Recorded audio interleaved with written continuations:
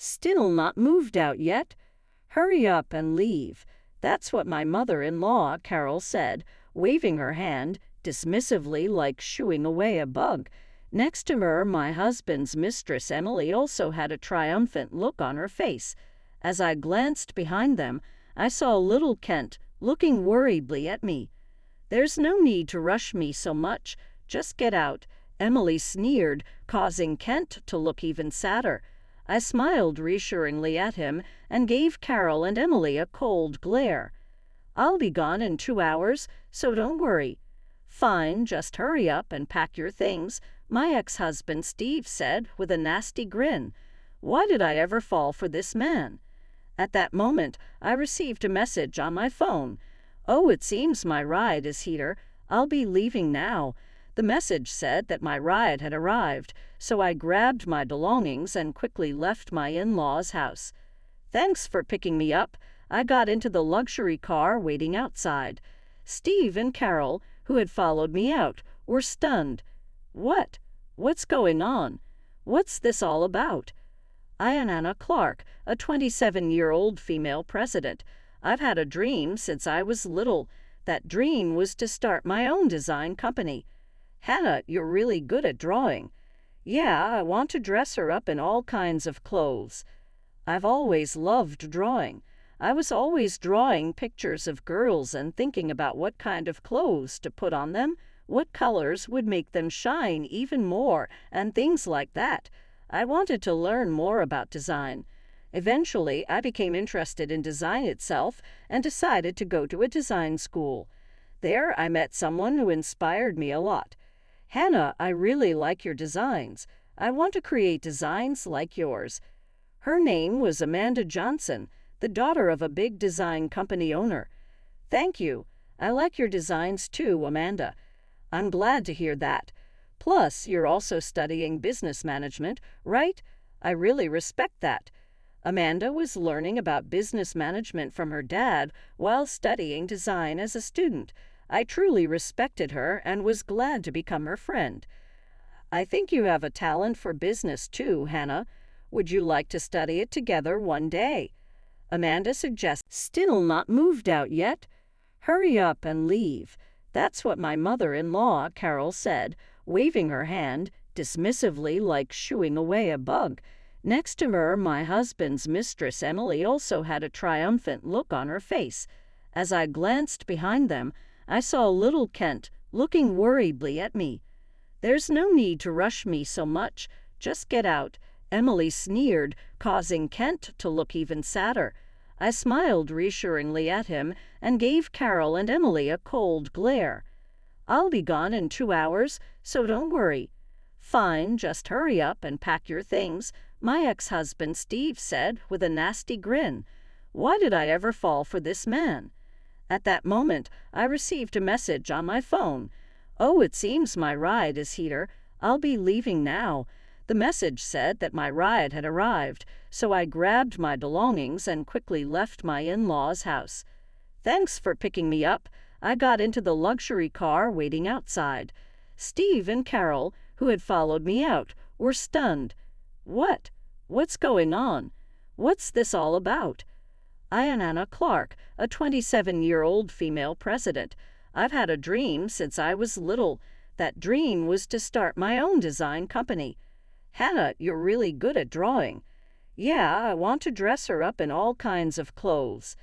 I've always loved drawing.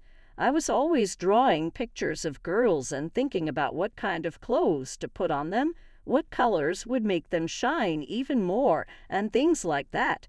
I wanted to learn more about design.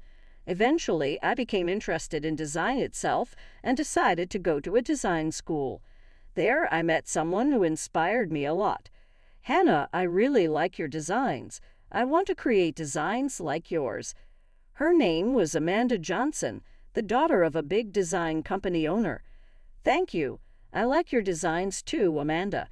I'm glad to hear that. Plus, you're also studying business management, right? I really respect that. Amanda was learning about business management from her dad while studying design as a student. I truly respected her and was glad to become her friend. I think you have a talent for business too, Hannah. Would you like to study it together one day? Amanda suggested this to me, and I started learning about business management with her. As time went on, I began to think about starting my own company. After graduating from school, I trained under her dad for a while. I believe in you. From now on, do things your way. A few years later, I received his endorsement and finally established my own company. Having achieved my dream, I was living a busy and fulfilling life. Hannah, if you don't mind, there's someone I'd like to introduce you to. One day he brought up a marriage proposal. Do you take good care of Steve? You're neglecting household chores because of work, aren't you? She would contact me like this almost every day. To be honest, as a busy president, these calls were nothing but a burden. So I once said, "Look, I'm busy with work. I'm a president. Women's work isn't that important, so prioritize my talks," she replied. However, she got irrationally angry at me. Carol didn't believe I was a president in the first place. In fact, she thought I was only doing trivial tasks like making tea or some clerical work. Look, I'm in a position of responsibility as the president. What are you talking about? There's no way you could be a president. Maybe Steve, but not you. Stop lying. Even when I told her clearly, that's how she responded. Carol never believed anything I said and treated me like a useless daughter-in-law who lies. Even now, she's saying things like this. You don't do much work and you don't help out here, so at least provide some financial support. I'll discuss it with Steve, I said again and firmly ended the call. Even if I discuss it with Steve, I know what the answer will be. Trying to calm my anxiety and frustration, I took a deep breath. Hey, Carol called asking for financial support. That night, I consulted with Steve about Carol. Well, handle it however you see fit. His response was indifferent. Since our marriage, his attitude had changed. Before we got married, he was so kind, but now he barely listens to me.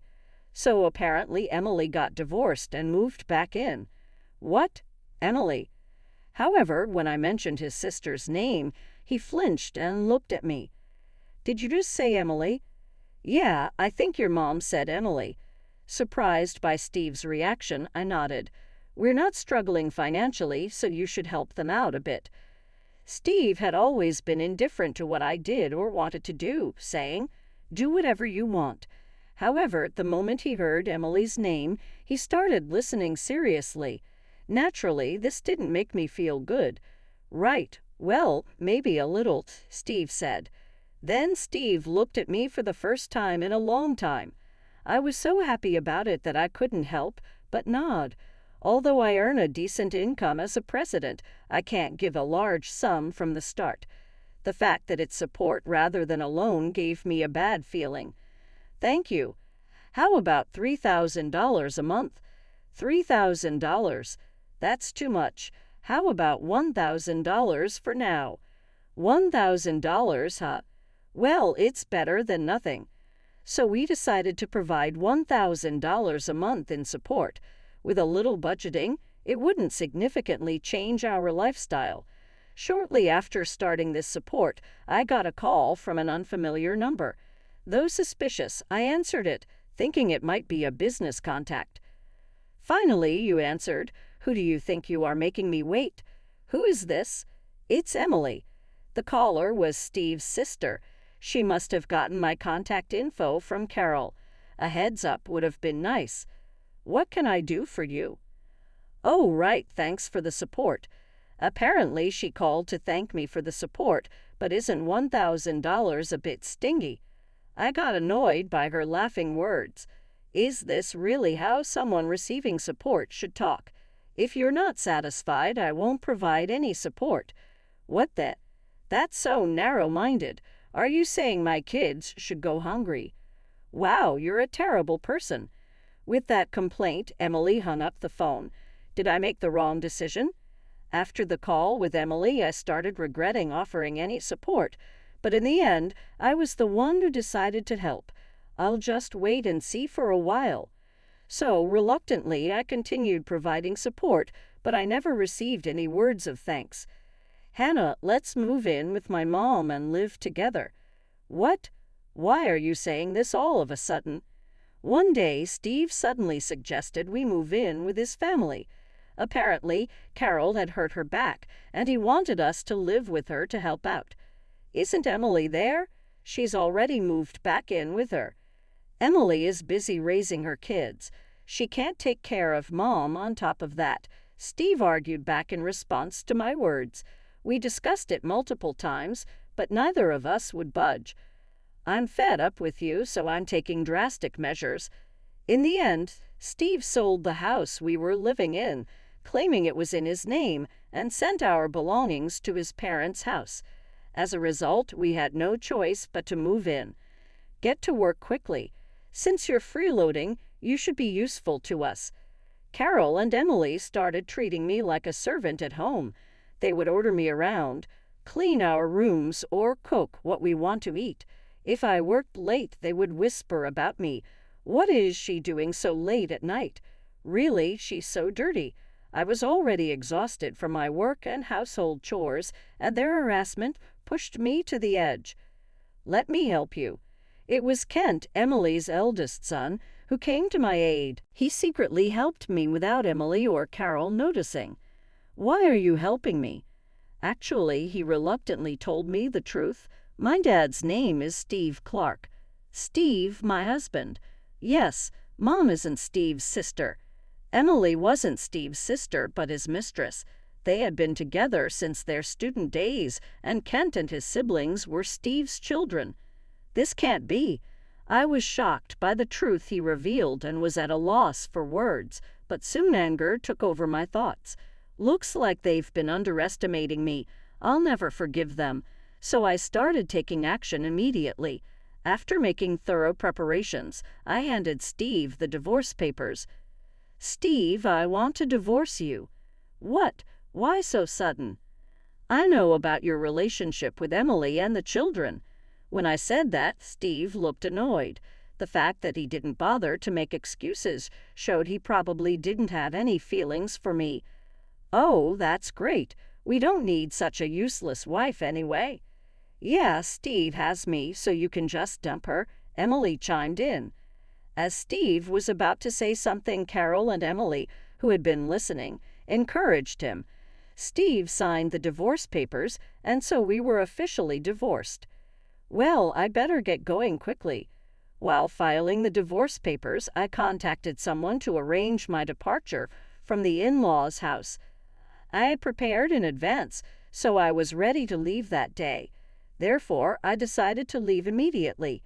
Carol watched me with a smug smile. Still not moved out yet. Hurry up and leave, she said, waving her hand dismissively like shooing away a bug. Next to her, Emily also had a triumphant look on her face.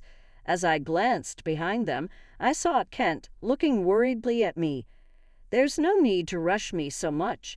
Just get out, Emily sneered, making Kent look even sadder. I smiled reassuringly at him and gave Carol and Emily a cold glare. I'll be gone in 2 hours, so don't worry. Fine, just hurry up and pack your things, Steve, who is now my ex-husband, said with a nasty grin. Why did I ever fall for this man? At that moment, I received a message on my phone. Oh, it seems my ride is here. I'll be leaving now. The message said that my ride had arrived, so I grabbed my belongings and quickly left the in-laws' house. Thanks for picking me up. I got into the luxury car waiting outside. Steve and Carol, who had followed me out, were stunned. What? What's going on? What's this all about? Ignoring their surprise, the car drove off. That must have been tough. The driver, my friend Amanda, said while driving.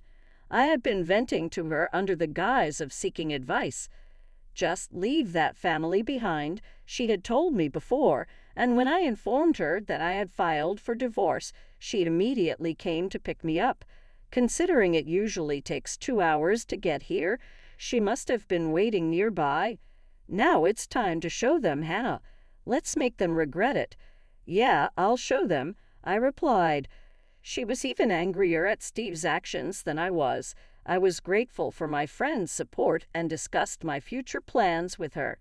For now, can I stay with you as planned? Well, of course. I was going to stay at her place for a while.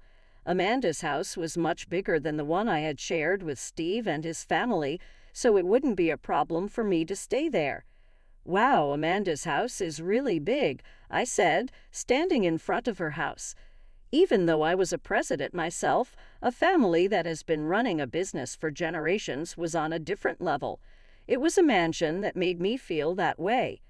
Are you Hannah Clark? While I was thinking that, a man approached me. Let me introduce you. This is Tom Brown. He's a relative of mine, Amanda said. He was a lawyer and a relative of Amanda.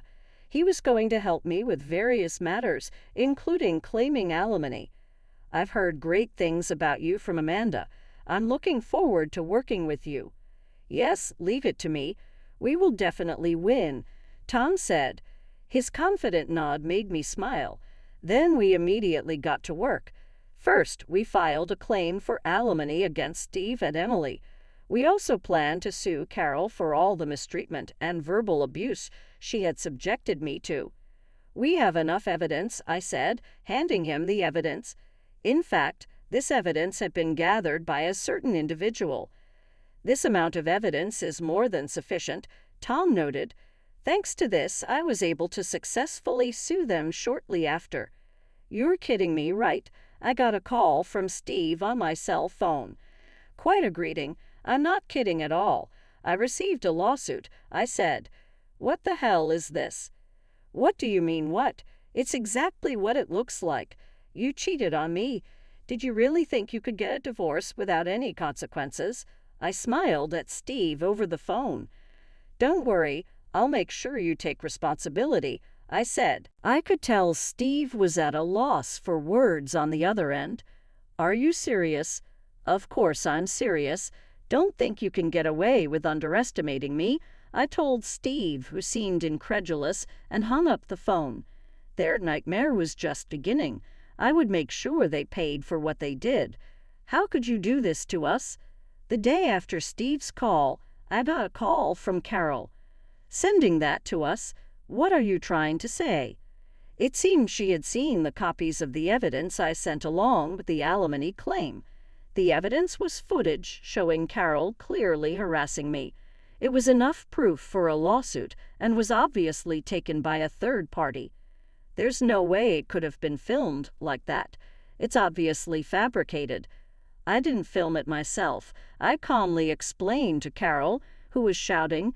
In reality, I had no time to record such footage. Then who did? As Carol muttered, I handed my phone to the person next to me. I filmed it. What? Ken?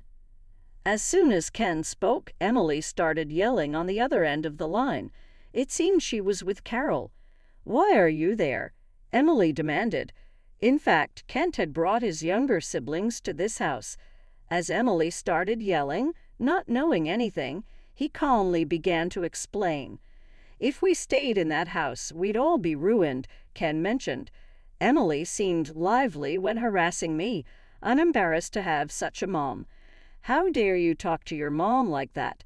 Emily started yelling again. Ken sighed and then handed the phone back to me. I don't want to talk anymore. That's the situation, so please leave them to us, I said, ending the call. Then I turned to Kent. What will you do now? I don't know yet, but any place is better than there, Kent said firmly. Until I moved in with the in-laws, Kent and his siblings had been neglected. Emily went out every day, coming home late at night. She would sleep all day and basically never take care of them. Grandma loved them because they were her grandkids, but she didn't let them do anything.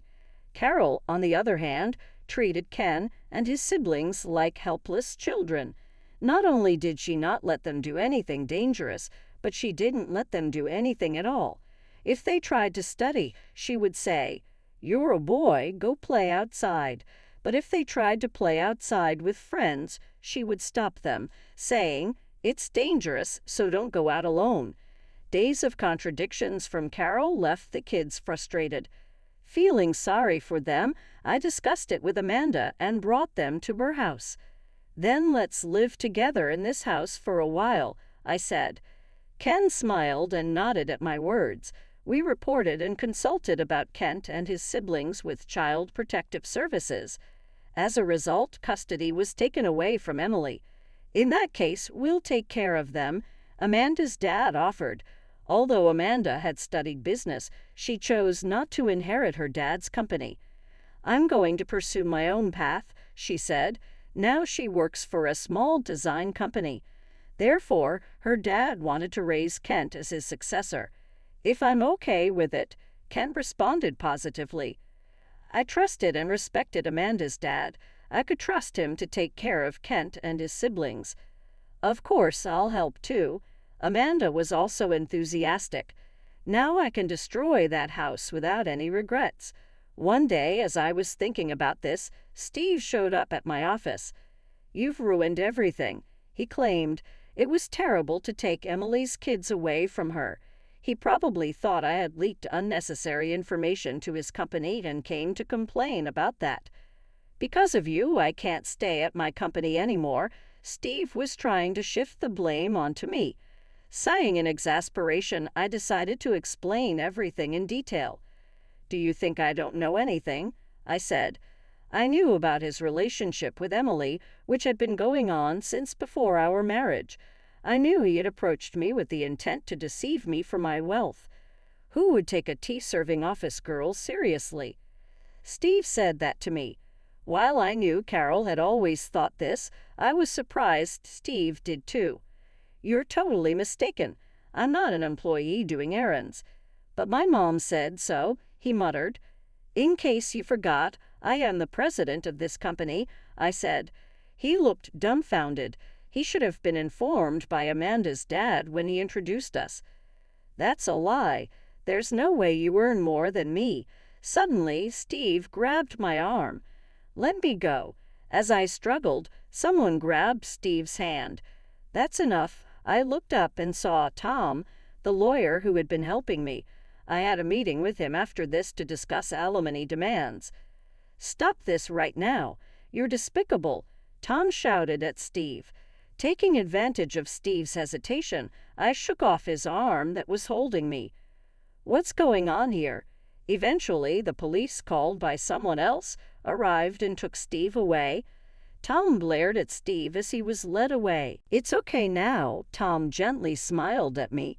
After seeing the whole ordeal, I couldn't help but feel a flutter of affection for him. Steve and Emily were eventually forced to pay alimony. "You're joking. I will never pay." Emily resisted until the end, but there was no escaping it. Amanda's dad pulled some strings and made sure they paid. They already failed as parents.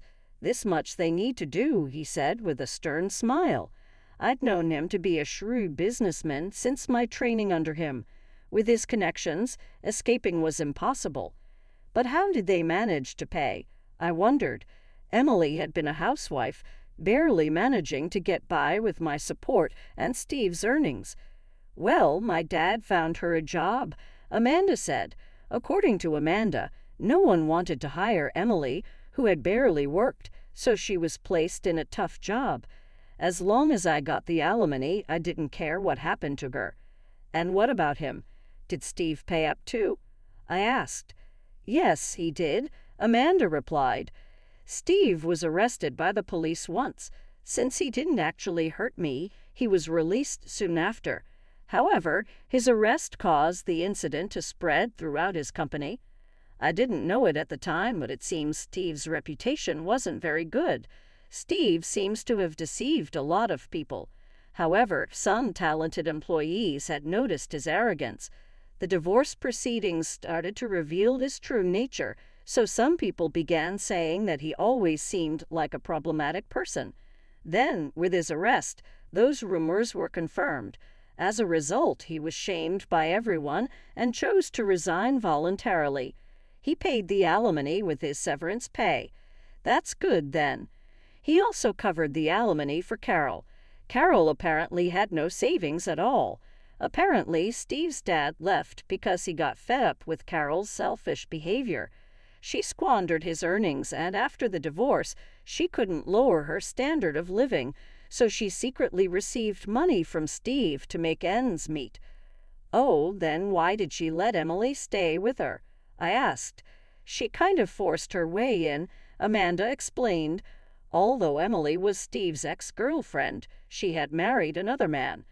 However, when it was discovered that Kent and his siblings were not her husband's children, she was kicked out. Her own family refused to take her in, so she ended up at Steve's family's house.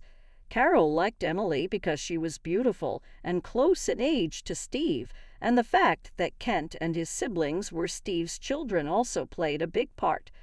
Well, in the end, they lost everything. "I'm curious to see how far they'll fall from here," I said. Amanda agreed with a smile. A few months later, I met up with Kent. "Hello, Hannah. It's been a while," Kent greeted me. "It's been a while. I'm glad to see you're doing well," I replied. Since then, he had been taken in by Amanda's dad and was now living separately from us.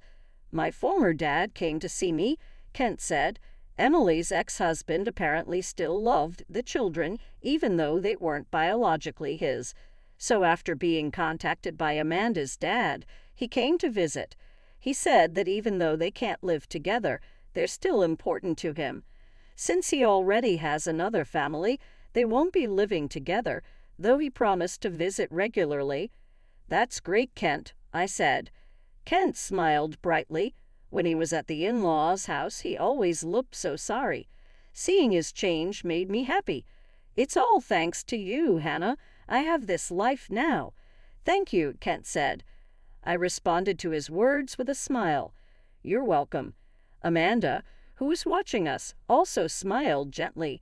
Initially, Amanda had said, "I'll take those kids in," but she was single. Even with a decent income, taking in someone else's children comes with many challenges. That's why Amanda's dad decided to take them in. "I want to become a great successor," Kent said. He respects his foster father. Even though he's still a child, he's enthusiastic about becoming his successor. As Kent spoke with shining eyes, Amanda and I shared a laugh.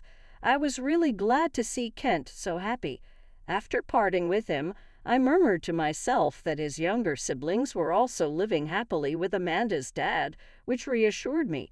I walked with high spirits, but then someone called my name. I turned around to find Steve standing there, looking haggard. "You've changed a lot since I last saw you," he said. "I was wrong. Please give me another chance." He bowed his head deeply and began to explain his situation. Ever since we separated, nothing but bad things had happened to him. After quitting his job, Steve lost all his severance pay and savings paying alimony for himself and Carol. When he tried to get a new job, rumors about him spread, and he was rejected everywhere. To make matters worse, his mother continued to spend recklessly, leading them into debt. Steve spoke through tears. I looked at him coldly. "So you're going to stick around to meet the president?" I asked. "That's not what I mean," he stammered. "But you're the president, right? You must be making good money." "According to you and Carol, I'm just an employee doing errands," I said with a smile. "Sorry, but an office worker can't pay off debts or support you. You'll have to manage on your own." Steve's shoulders slumped at my words. While he stood there, I hailed a taxi and got in. "Let's go," I said, leaving Steve behind. The taxi drove off, and that was the last time I saw him. Later, I heard through the grapevine that he was caught by debt collectors and sent overseas. As for Carol, she fell down the stairs and ended up bedridden. It seemed karma had caught up with them. Hearing about their fates, I murmured to myself, "Well, let's get to work. Take it easy today. You have a tendency to overdo it," Tom said with a gentle smile. After the incident, our relationship had grown closer, and we were now happily married. Unlike Steve, Tom was genuinely kind, and I was living a happy life with him. "Oh, by the way, today I know you're meeting Amanda," Tom said, My friendship with Amanda remained strong. We regularly had meals together and stayed in touch. But if you start feeling unwell, call me. I'll come to get you right away. You're not just taking care of yourself now," he added, gently stroking my belly.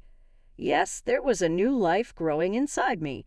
When I was with Steve, I never wanted children, but now I was truly happy to be expecting Tom's baby. Amanda and Kent were also delighted about the pregnancy. Grateful for everyone around me, I smiled at the happiness in my life.